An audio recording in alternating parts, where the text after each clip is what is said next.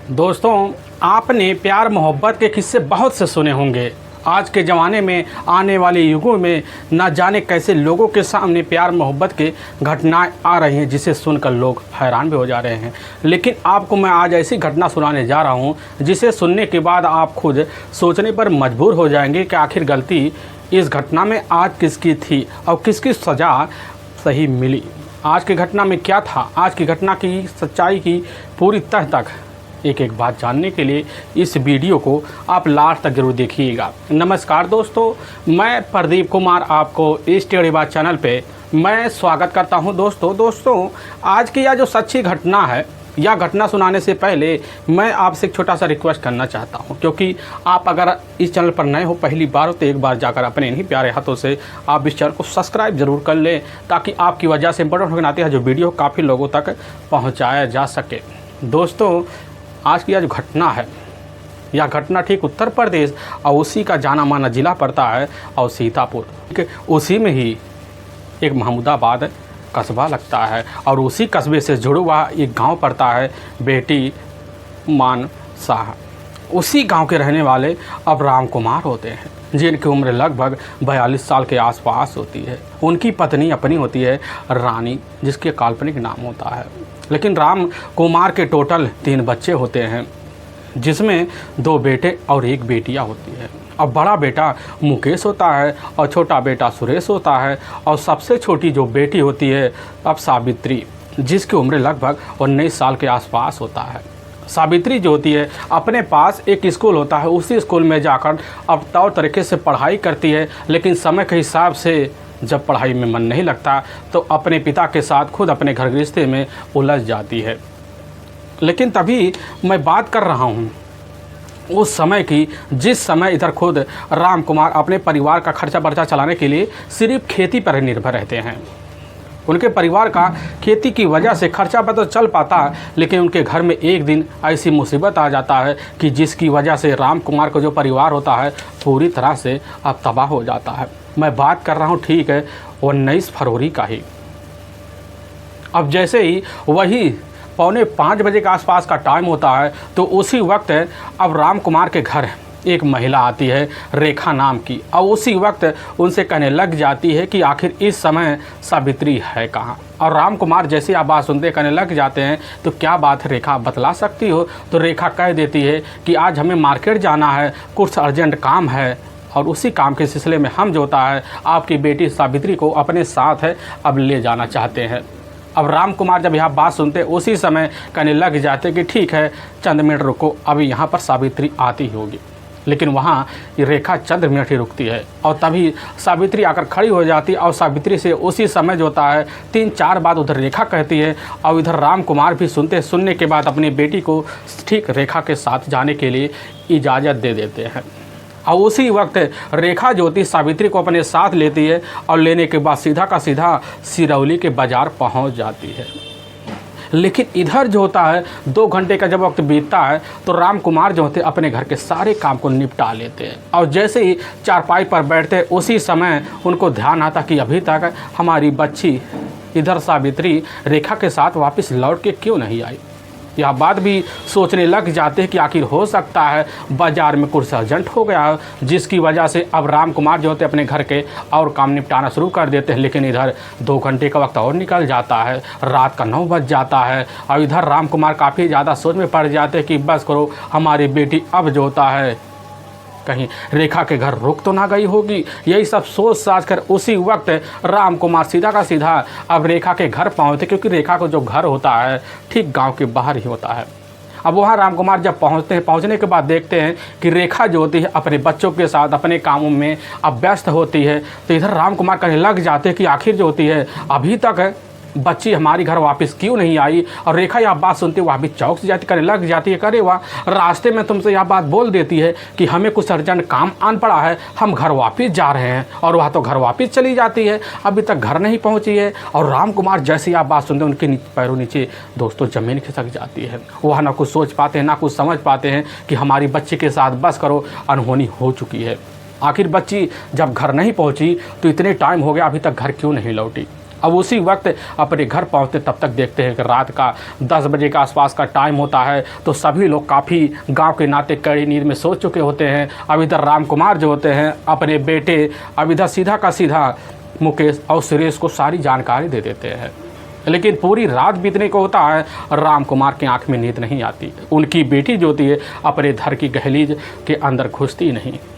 जैसे सुबह का टाइम होता है तो उसी वक्त मुकेश और सुरेश दोनों साथ होते हैं और साथ होने के बाद जो होता है अपनी छोटी बहन सावित्री की तलाशी करने के लिए गांव के कुछ लोगों की मदद लेते हैं और उसी वक्त निकल जाते हैं। और लेकिन जैसे सुबह का वही 7 बजे का आसपास टाइम होता है, उसी वक्त राम कुमार के पास गांव का रहने वाला अब राजू पहुंचता है। चाचा चाचा कहता है, कहने के बाद कहने लग जाता है कि सुरेश का जो खेत है उसी के बगल एक गन्ने का खेत है, उसी खेत में एक लिपस्टिक का पेड़ है और उसी पेड़ के साथ जो होती है इधर आपकी बच्ची सावित्री बड़े बेरहम तरीके से अब बंधी पड़ी हुई है। यह बात जैसे ही अब राम कुमार सुनते हैं, इसकी जो सूचना होता है अपने कुछ हितकारियों को देते हैं और अपने दोनों बेटों को अपने साथ लेते हैं और लेने के बाद सही गन्ने के खेत में घुस जाते हैं। देखते कि वहीं लिपस्टिक का पेड़ है, उसी लिपस्टिक के पेड़ के सहारे उनकी बेटी सावित्री रस्सी की मदद से अब बढ़ी पड़ी है। गले पर काफ़ी कटे हुए तेज धार के निशान होते हैं, जिसकी वजह से सावित्री मौत की नींद में वहीं सोई पड़ी होती है। अब इस तरह की हृदय विदारक दृश्य देखकर राम कुमार वहीं दहाड़े मारकर चिल्ला पड़ते हैं। अब इनकी आवाज़ जो होता है पूरे गांव में गूंज पड़ती है। गांव के लोग खबर पाते हैं, वह भी इकट्ठा हो जाते हैं। लेकिन उसी में से एक व्यक्ति होता है, इसकी सूचना अब महमदाबाद पुलिस थाने में दे देता है। वहाँ के थाना प्रभारी इधर रंजना संचान जैसे खबर पाते उसी वक्त इस मामले को गंभीर लेते हैं और इसकी सूचना अपने से बड़े अधिकारी और साथ में पड़ोसी टीम को तक भिजवा देते हैं। अपने दल भर टीम को लेते हैं और लेने के बाद घटनास्थल के लिए निकल पड़ते हैं। लेकिन जैसे पहुँचते गन्ने के खेत की तरफ देखते हैं, गन्ने के बाहर जो होता है काफ़ी लोगों का जमावड़ा लगा हुआ है। लेकिन जमावड़े ले जो लोग होते हैं अपने साथ है कई लोगों को हटवा देते हैं। रास्ता पाने के बाद थाना प्रभारी रंजाना संचान जो होते अंदर दाखिल हो जाते, देखते कि सही में इधर सावित्री की मौत बेहतर तरीके से एक पेड़ के सहारे लपटी हुई रस्सी के सहारे हो चुकी है। अपनी टीम की मदद से रस्सी को खुलवाते हैं और इधर सावित्री के बॉडी के तौर तरीके से जांच पड़ताल करते हैं, मुआयना करते हैं। लेकिन जब पहली नज़र में देखते हैं उनको अंदाज़ा हो जाता है कि बस करो सावित्री की जो मौत हुई वह मौत सीधा ज़्यादा से ज़्यादा ब्लड बहने की वजह से हुई है। पुलिस की जो टीम होती है अपने स्थल से हिसाब से घटनास्थल का भी निरीक्षण कर लेती है और तौर तरीके से खड़े हुए व्यक्ति से कुछ पूछताछ करती है और उसी वक्त सावित्री की बॉडी का पंचनामा भरती है और उठाकर अपने नज़दीकी जो सरकारी जिला अस्पताल होता है सीतापुर का, वहाँ पोस्टमार्टम के लिए भेजवा देते हैं। अब इधर जो होता है राम कुमार के तहरीर पर अज्ञात हत्यारे के विरुद्ध धारा 302 और 201 के तहत जो होता है हत्या का मुकदमा दर्ज कर लेते हैं। और वहीं राम कुमार से सीधा का सीधा जब पूछताछ शुरू कर देते हैं तो राम कुमार सीधा का सीधा पुलिस के सामने बेधड़क जवाब देते हुए कहने लग जाते हैं कि साहब गांव की रहने वाली सावित्री की अपनी सहेली है, दूर की एक भाभी भी लगती है साहब, वही बाजार लेकर कल के टाइम 5 बजे के आसपास निकली हुई थी। लेकिन साहब जब घर पहुंची उससे पूछताछ करने के लिए खुद गए तो साहब हमारे सामने तरह तरह की बहाने बना रही है। हमें पूरी तरह से शंका हो रहा है क्योंकि साहब वह सीधी साधी औरत नहीं है, उसके चाल स्वभाव पूरे गाँव वालों को पता है। पुलिस के सामने राम कुमार जो होते हैं पूरी तरह से एक एक बात रेखा के बारे में बतलाते, जिसकी वजह से पुलिस को यकीन हो जाता है कि बस करो रेखा का मकसद क्या होगा। पुलिस की जो टीम होती है सीधा का सीधा 21 फरवरी को जाती है, रेखा के घर पहुंच जाती है। रेखा वहीं अपने घर में अपने बच्चों के साथ कुछ ज़रूरी कामकाज निपटा रही होती है। पुलिस की टीम पहुंचती रेखा को वहीं कस्टडी में लेती है और लेकर थाने पहुंच जाती है। लेकिन रेखा जैसे पुलिस को टीम को देखती है, देखने के बाद उसके जो चेहरे की जो रंगत होती है एकदम तोते की तरह बन जाता है। रेखा पुलिस को देखकर ना कुछ सोच पाती ना कुछ समझ पाती है और उसी वक्त 3-4 जुबान में दबे हुए बात कहना शुरू कर देते कि साहब असल में अपने इन्हीं हाथों के वजह से ही आज इस समय सावित्री इस दुनिया में नहीं रही। लेकिन पुलिस के सामने इधर कहने लग जाती कि साहब हमारा एक अपना प्रेमी है महेंद्र, और साहब महेंद्र ही इधर जो था सावित्री का प्रेमी भी है और महेंद्र हमने और साथ में उसके अपने करीबी दो दोस्त ने मिलकर बेरहम तरीके से हत्या की है। और यह बात जैसे ही पुलिस की टीम सुनने के बाद उसी वक्त एक टीम लेती है और महेंद्र को तो अपने कस्टडी में जल्द ले लेती है और साथ में पिंटू नाम के एक लड़के को भी अपनी कस्टडी में लेती है। और लेने के बाद दोनों जैसे ही थाने में मौजूद रेखा को देखते हैं तो समझ जाते कि सारा जो माजरा है पुलिस के सामने आ चुका है। लेकिन पुलिस के सामने महेंद्र और इधर रेखा जो सच्चाई दर्द भरी कहानी इधर सावित्री के बारे में बतलाते सुनने के बाद लोगों के सोच तक उड़ जाते हैं। असल में जिस गांव के रहने वाले अब इधर राम कुमार होते हैं, उसी गांव के रहने वाले राम बहादुर यादव होते हैं। उनकी अपनी पत्नी भी होती है, लेकिन राम बहादुर के टोटल 5 बच्चे होते हैं, जिसमें इकलौती एक ही बेटी होती है, बल्कि चारों के चारों बेटे होते हैं। लेकिन राम बहादुर के पास थोड़ी बहुत खेतिहर ज़मीन होती है। उसी खेतिहर ज़मीन में अपने फल उगाते, अपनी सब्जी उगाते और ले जाकर मार्केट में तौ तरीके से दाम से बेच लेते हैं, जिसकी वजह से उनके पास ठीक ठाक पैसे आ जाते और उसी पैसे से अपने 5 बच्चों की बेहतर तरीके से पालन पोषण करते थे। लेकिन समय गुजरने लग जाता, लेकिन समय के हिसाब से जो होता है खुद राम बहादुर यादव घर में पल रही इधर एक बेटी और साथ में 3 बेटों की शादी बड़े बेहतर तरीके से कर देते हैं। और बेटी जो होती है अपने ससुराल चली जाती, खुशी में ज़िंदगी बिताने लग जाती है। और घर में इनके तीनों जो बड़े बेटे होते हैं यह भी अपनी नई नवीली दुल्हन पाकर अपने परिवार के साथ अपनी खुशमय ज़िंदगी जो होता है बिताने में उलझ जाते हैं। लेकिन घर में इधर राम बहादुर यादव का एक अपना छोटा बेटा होता है अब महेंद्र यादव। और महेंद्र यादव जो होता है घर में छोटा होने के नाते मान सम्मान में इधर जो होता राम बहादुर कोई कमी नहीं देते हैं, क्योंकि राम बहादुर की जो अपनी पत्नी होती है कुछ साल पहले जो होता है इस दुनिया को छोड़कर जा चुकी होती है। और घर में इधर छोटा बेटा होने के नाते जो होता है अपनी ज़िंदगी जीने का सहारा मानकर चलना शुरू कर देते हैं। लेकिन महेंद्र जो होता है समय के हिसाब से तो आगे बढ़ता है, लेकिन वह नए नए दोस्तों की तलाश करता है और करने की वजह से लफंगागिरी दिखाना शुरू कर देता है। और दिखाने की वजह से उसके जो होता काफ़ी घरों के लोगों के सामने उड़का बैठका बन जाता है। लेकिन इसी बीच महेंद्र की एक अपनी दूर की भाभी होती है रेखा। रेखा का अपना पति होता है इधर राज बहादुर सिंह। और राज बहादुर सिंह का ही अपने परिवार में 2 बच्चे भी होते हैं। लेकिन मौके पर राज बहादुर जो होता पास एक भट्टा होता है उसे जाकर मेहनत मजदूरी किया करता था, जिसकी वजह से रेखा अपने दोनों बच्चों को लेकर पालन पोषण कर पाती थी। लेकिन राज बहादुर जो होता है जब शाम को लौटता तो दिन भर भट्टा पर मेहनत मजदूरी करने की वजह से अब राज बहादुर का जो शरीर होता है पूरी तरह से टूट पड़ता है, जिसकी वजह से अब चारपाई पर बड़ी जल्दी खर्राटे लेना शुरू कर देता है। लेकिन रेखा जो होती है 2 बच्चे होने के बावजूद होता है ज़रूरत आए दिन बढ़ पड़ती है। और उसी ज़रूरत को देखते हुए रेखा समझ जाती है कि समय से हिसाब से हमारे पति का जो शरीर है पूरी तरह से ढलाव पे जा चुका है। और उसी दिन से रेखा जो होती है अब नए मर्दों की तलाशी में लग जाती है। तभी नए मर्दों की तह जो होता है महेंद्र के ऊपर जब नज़र पड़ता है तो रेखा जो होती है खुद अपने जाल महेंद्र के ऊपर बिछा पड़ती है, क्योंकि महेंद्र जो होता है रेखा से लगभग उम्र में 8 साल छोटा ही होता है। अब देवर भाभी रिश्ते के नाते जो होता है हंसी टुटल इस तरह बढ़ना शुरू हो जाता है कि खुद एक दिन महेंद्र जो होता है रेखा के घर में घुस कर जो होता है इधर रेखा के साथ अनैतिक संबंध बना लेता है। अब यह संबंध का जो सिलसिला होता है बेधड़ चलने लग जाता है। और चलते चलते 10 साल बीत जाते हैं।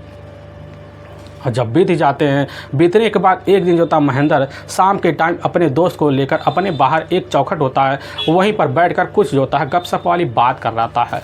लेकिन ठीक महेंद्र के घर के सामने एक सरकारी हैंडपंप होता है। उसी हैंडपंप पर एक खूबसूरत युवती खड़ी होती है। कोई युवती नहीं होती है बल्कि वह साधारण तरीके से सावित्री होती है।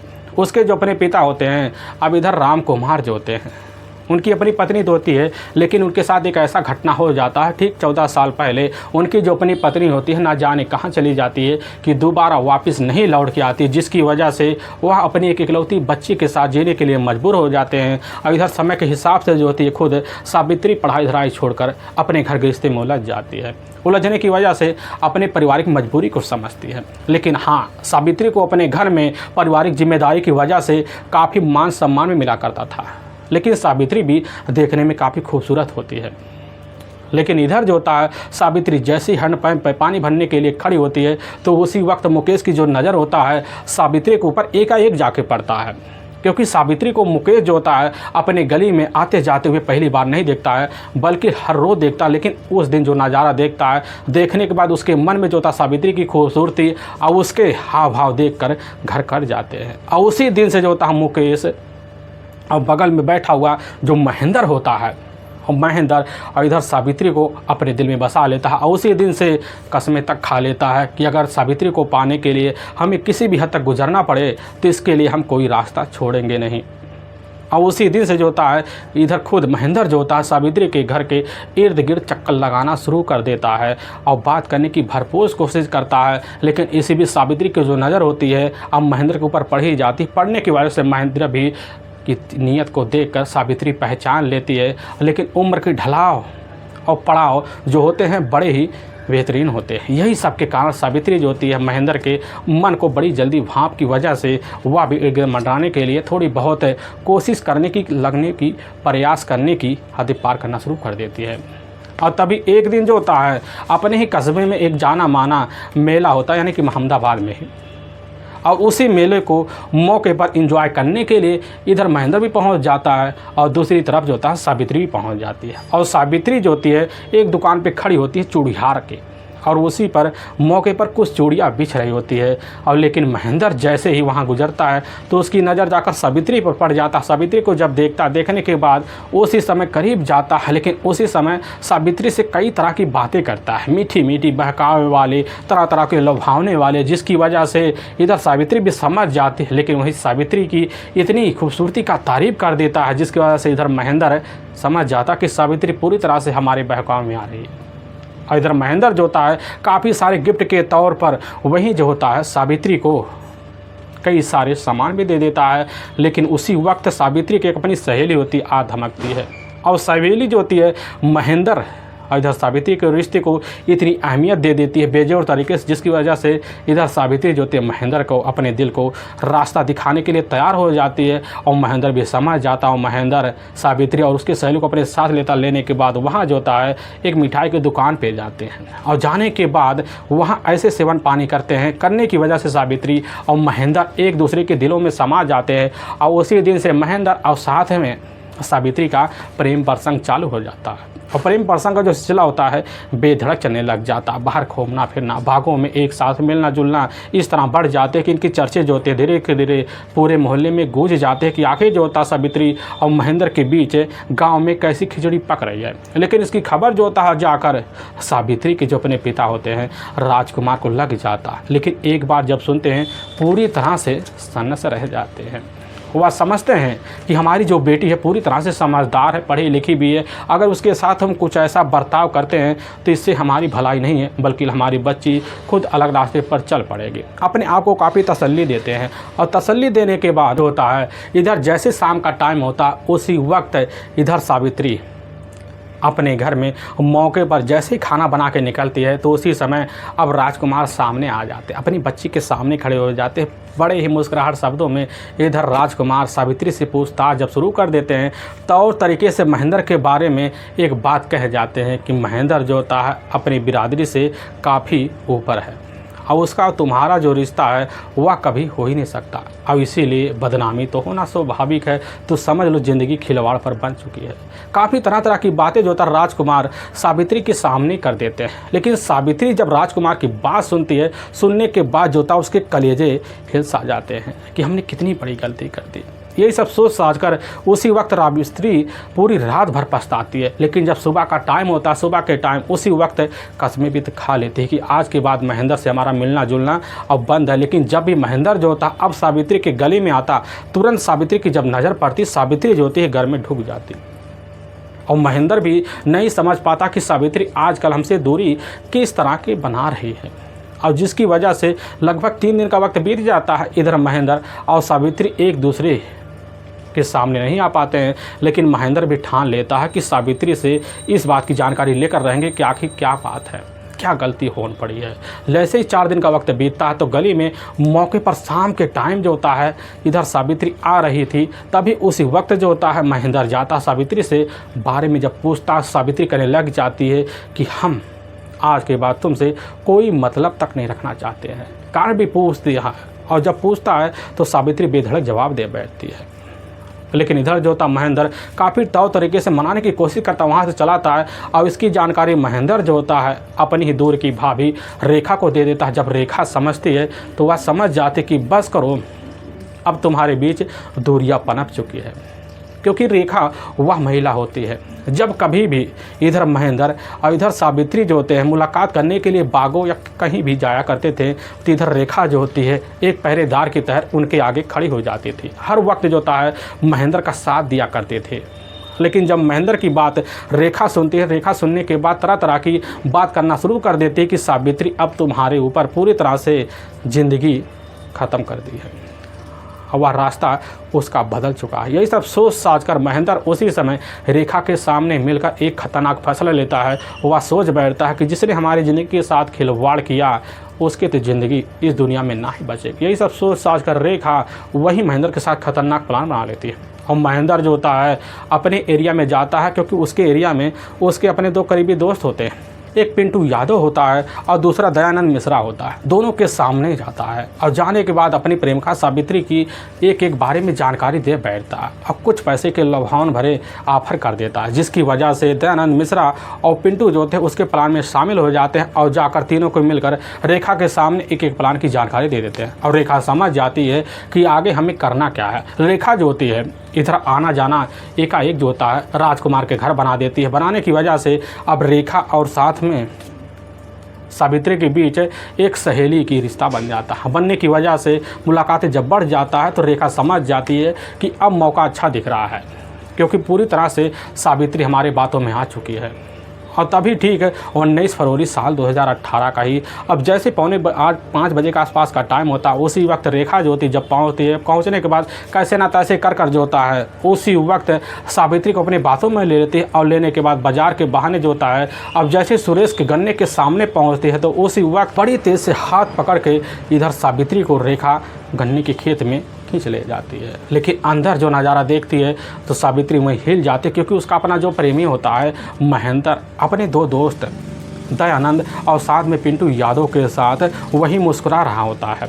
तभी इधर जो होता है महेंद्र उसी समय कह देता है कि बता दो हमारी दुनिया क्या तुम्हारे साथ नहीं बीतेगी। अब इस तरह की बात जैसे सावित्री सुनती है उसी समय इनकार कर जाती है और तरह तरह की बातें जो होता है इधर खुद पिंटू भी सावित्री को बतलाते हैं और इधर दयानंद भी तरह की बातें समझाता है, रेखा भी समझाती है। लेकिन घर जंगल में नज़ारा जैसा दृश्य देखकर इधर जो होती है पूरी तरह से सावित्री समझ जाती है और भागने की जैसे प्रयास करती है तो चारों के चारों जो मिलकर उसी समय एक लिपस्टिक का पेड़ होता है उसी में ले जाकर तौर तरीके से बांध लगा देते हैं और वहीं जो होता है बेहतर तरीके से पहले पिटाई करते हैं। लेकिन इधर खुद महेंद्र जो था अपने जेब से एक तिधा नुकीला हथियार निकालता और उसी नुकीले हथियार से बेरहम तरीके से सावित्री का हत्या कर देता। हत्या करने के बाद अब चारों को चारों जो होते हैं मौके पर वहाँ से और फरार हो जाते हैं।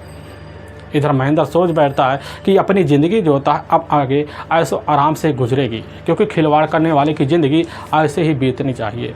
यही सब सोच साझ कर इधर महेंद्र जो होता है अपने कामों में व्यस्त रहता है। लेकिन पुलिस की जो टीम होती है सीधा का सीधा जैसे ही अब 21 फरवरी को महेंद्र के घर छापा मारती है, पता चलता महेंद्र जो होता है मौके पर फरार चल रहा है। पुलिस की टीम मुखबिरों द्वारा उसकी तलाशी करती है और रात के 10 बजे के आसपास जो होता है महेंद्र को ठीक अपने ही कस्बे के तिराहे पर कस्टडी में लिया जाता है और थाने में जब पेश किया जाता है। लेकिन वाकई में दोस्तों पुलिस के सामने जब यह सच्चाई महेंद्र रखता है, इसे सुनकर लोगों के होश खो बैठते हैं। पुलिस की जो टीम होती है इधर रेखा महेंद्र और साथ में पिंटू को अपने कटघरे में लेती है, क्योंकि उस समय दयानंद जो था पुलिस के गिरफ्त से बाहर था। पुलिस की टीम अपने हिसाब से तलाशी कर रही होती है और पुलिस की जो टीम तीनों को ले जाती है वहाँ के न्यायालय में पेश करते हैं। न्यायालय में तीनों के ऊपर काफ़ी गंभीर धारा में मुकदमा दर्ज करके ले जाकर हमेशा हमेशा के लिए जेल के सलाखों के पीछे डाल देती है। दोस्तों हमें इस घटना का सुनाने का जो उद्देश्य किसी के दिल को ठेस पहुँचाना नहीं, बल्कि आपको यह बताना कि आप जहाँ भी रहें आप सावधान और सतर्क जरूर रहे। दोस्तों हमारे कुछ ऐसे व्यूअर हैं जो हमारी वीडियो को लगातार वॉच करते हैं, जिसमें बड़े ही प्यारे व्यूअर हैं। उत्तर प्रदेश का ही जाना माना जिला पड़ता है आगरा, उसी में ही फतेहाबाद पड़ता है, वहीं के संजू शर्मा ही होते हैं। और इधर आदेश कोहली जो उत्तर प्रदेश फिरोजाबाद ज़िले के रहने वाले हैं, हरिहर सिंह जो चंडीगढ़ के रहने वाले हैं, और नजमुद्दीन पाँचों भाई जो उत्तर प्रदेश हमीरपुर ज़िले के रहने वाले हैं, श्यामलाल और सत्येंद्र सिंह, राजेंद्र सिंह, इधर गोरजेश पांडे जो उत्तराखंड नैनीताल के रहने वाले हैं। दोस्तों कई सारे व्यूअर हमारे वीडियो को लगातार वॉच कर रहे, उन सबका तहे दिल से शुक्रगुजार तो रहूँगा और साथ में अगले वीडियो में उनका नाम जरूर लिया जाएगा। फिर मिलेंगे नेक्स्ट वीडियो लेकर, तब तक के लिए जय हिंद और जय भारत।